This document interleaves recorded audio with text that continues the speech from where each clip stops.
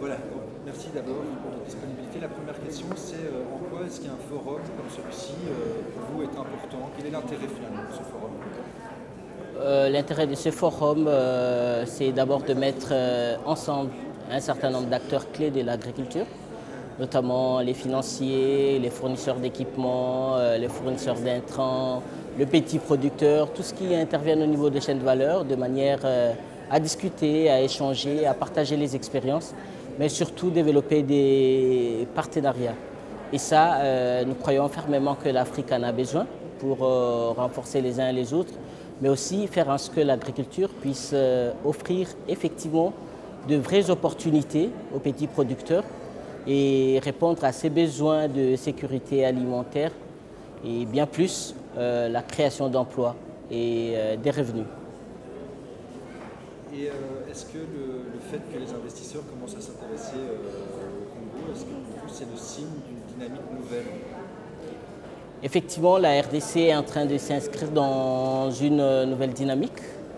Une dynamique qui va vers le changement de ce qui a été déjà fait pendant tout ce temps, mais aussi arriver à faire véritablement de l'agriculture l'autre levier du développement de la RDC. Connu longtemps sous le label mine, scandale géologique, il me semble que le Congo c'est aussi un scandale agricole. Et donc le pays a d'énormes potentialités à nourrir, mais à nourrir le monde entier, presque un demi de la population mondiale. Mais ce qui est paradoxal, c'est que le Congo reste un pays où sévit la malnutrition.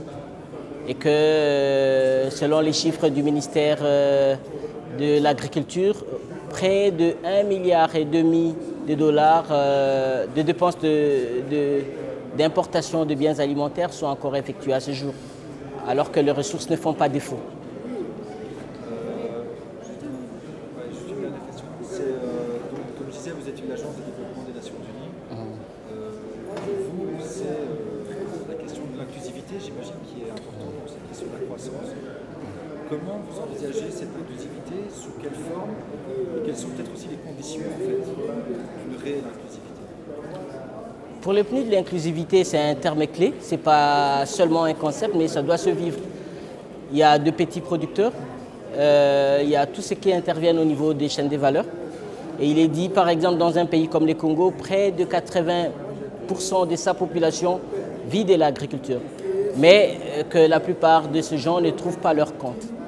Et que nous, à notre niveau, au niveau institutionnel, on conçoit cette inclusivité en termes de développement de partenariats gagnant entre le petit producteur et les grandes entreprises, de manière à s'assurer que le petit producteur et ceux-là qui travaillent sur la chaîne des valeurs participent effectivement au mécanisme du marché et accèdent à ces opportunités, de manière à ce que chacun d'entre eux puisse